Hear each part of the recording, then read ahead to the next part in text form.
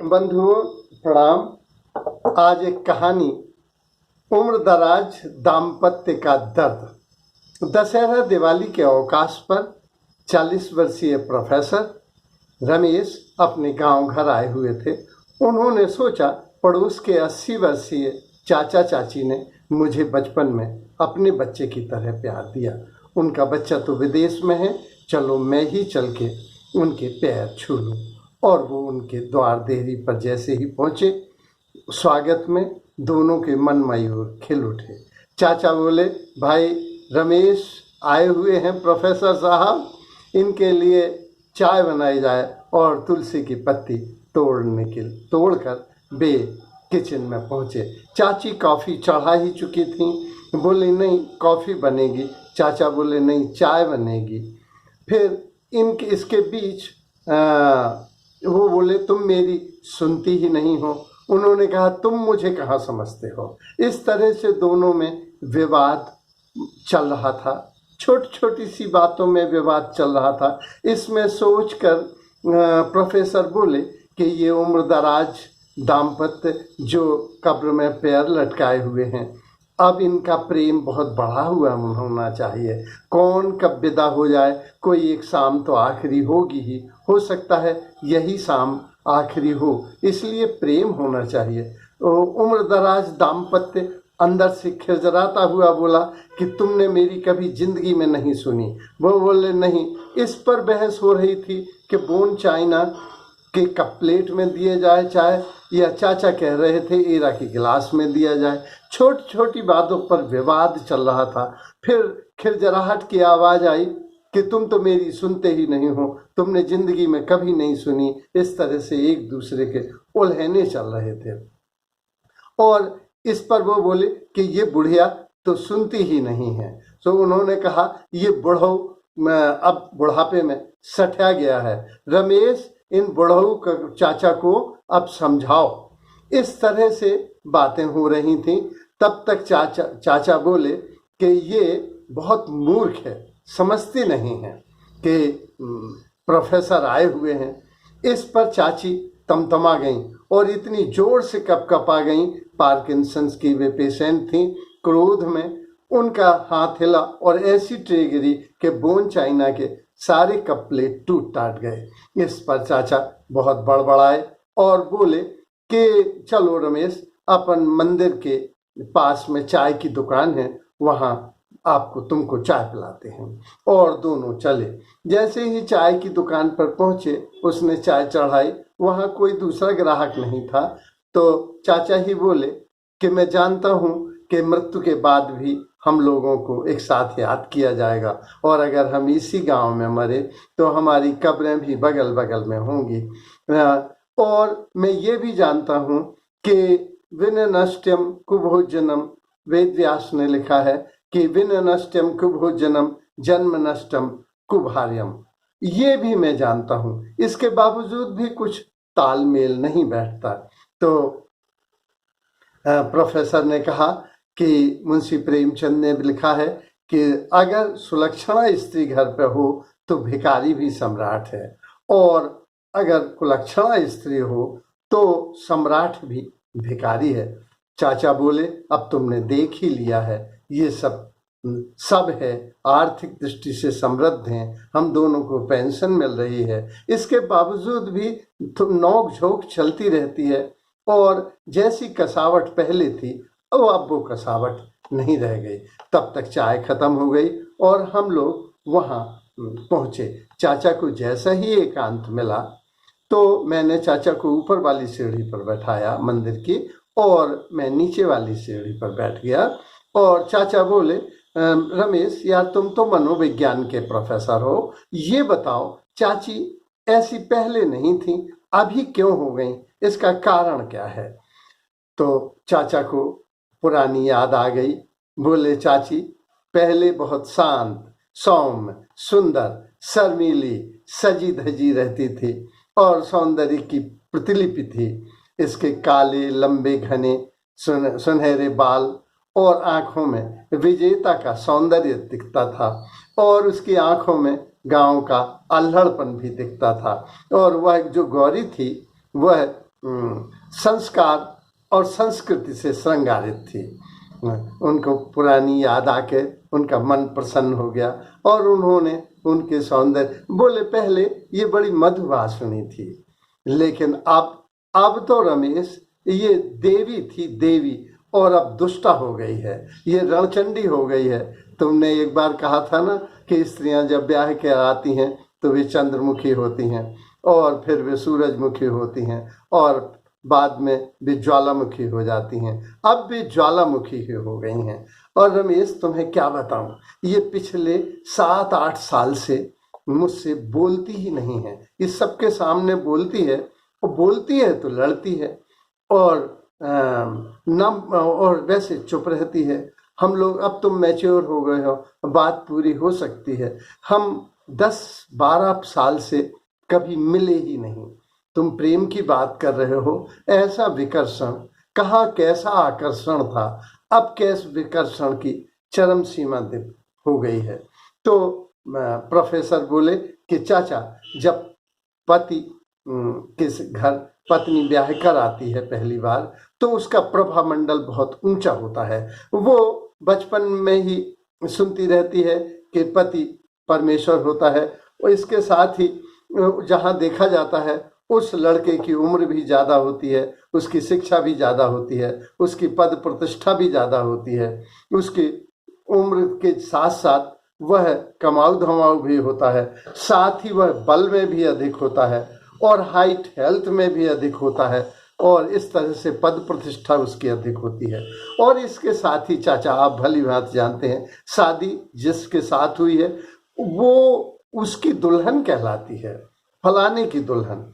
और सबसे प्रथम जो परिचय होता है वो है पति से ही होता है, और सबसे पहले जो मिलन होता है, आत्मीय मिलन होता है, शारीरिक मिलन होता है, मानसिक मिलन होता है, वह सब पति से ही होता है। और शादी भी पति के साथ होती है, इसलिए वह बहुत प्रभावी पति होता है।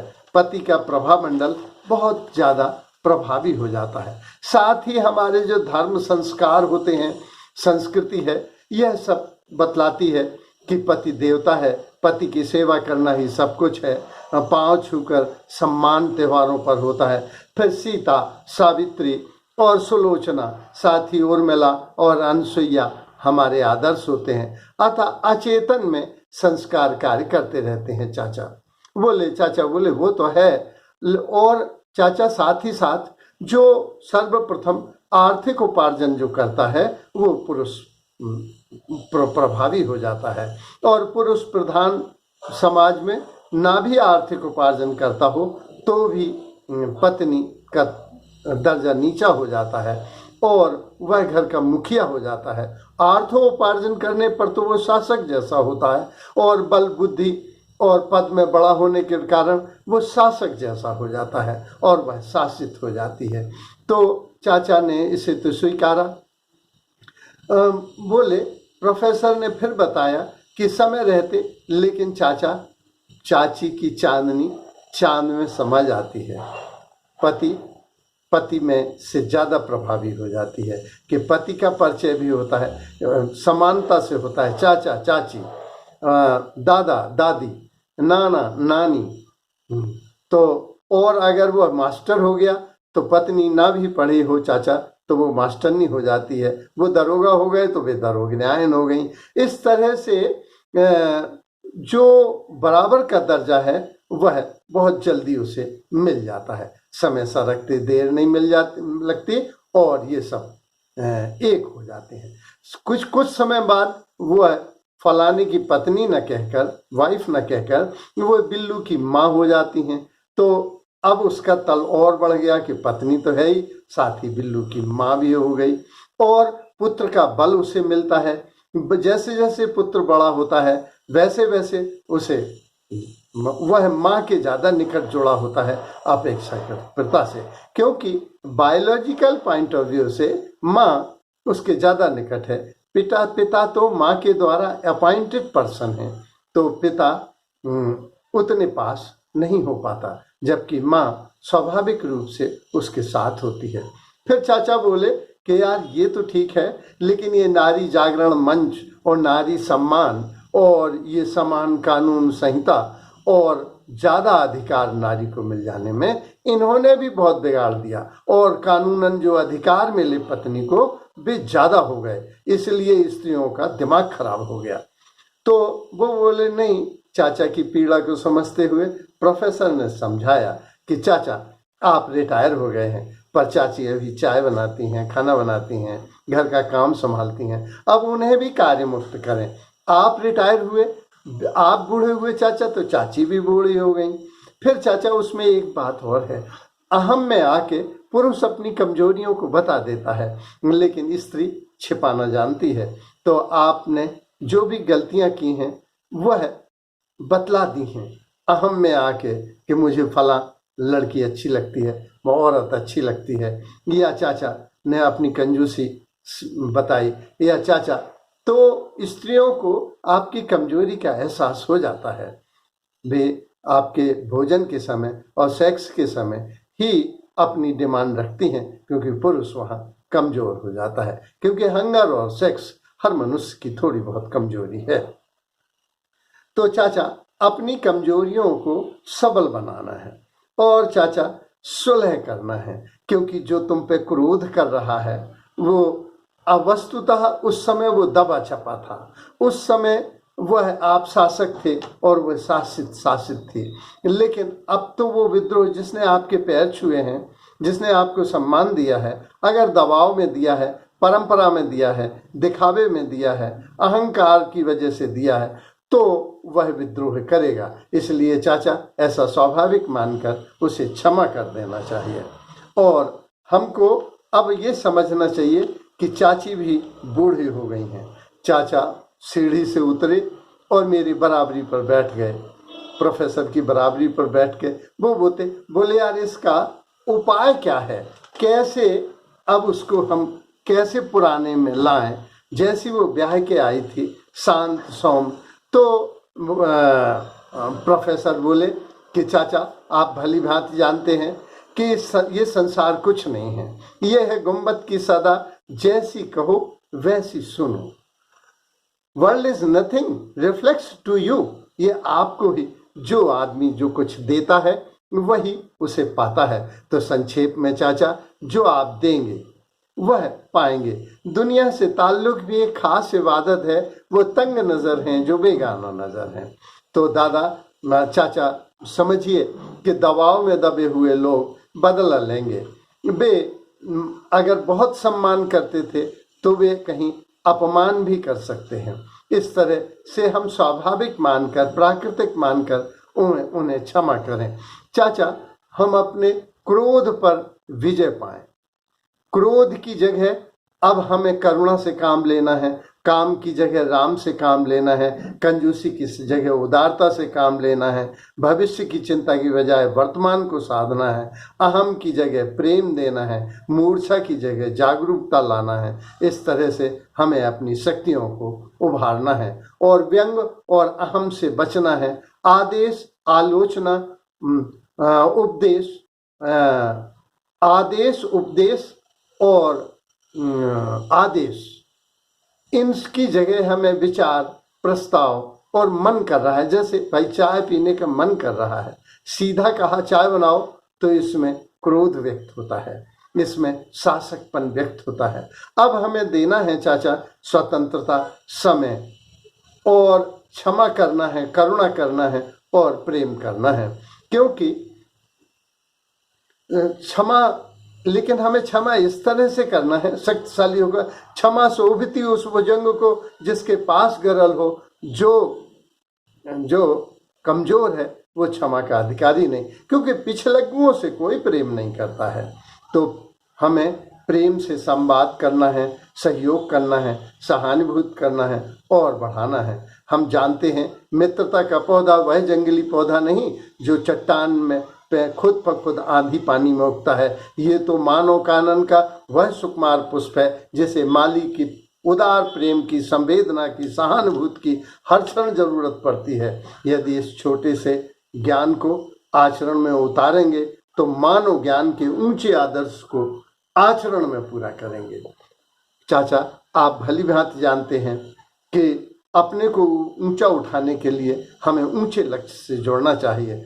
जब उसका लक्ष्य ऊंचा होता है, उससे नेहरू जी ने कहा था कि अपने को महान बनाने के लिए महान लक्ष्य से जोड़ना चाहिए। राजचारी रजनीश ने कहा था कि हमें बहुत आनंदित रहना चाहिए। आनंदित व्यक्ति ही आनंद बांट सकता है, क्रोधी व्यक्ति क्रोध बांट सकता है। अब उनकी स्त्रैण ऊर्जा समाप्त हो गई है, अब वे पुरुषोचित हो जाएंगे। आपकी स्त्रैण ऊर्जा काम करती है, उसी में जीना सीखिए। इस तरह से अब हम जाने कि चाचा वाणी का तप रखें। वाणी के व्यंग्य में, विनोद में, विवाद में, प्रेम में, प्रमाद में वाणी का तप सुरक्षित नहीं रह पाता। इस तरह से हमें अब वाणी का तप सुरक्षित रखना है और बहुत खुश रहना है, तो रिफ्लेक्शन में सभी इर्द गिर्द वाले आपसे प्रसन्न रह सकेंगे। धन्यवाद।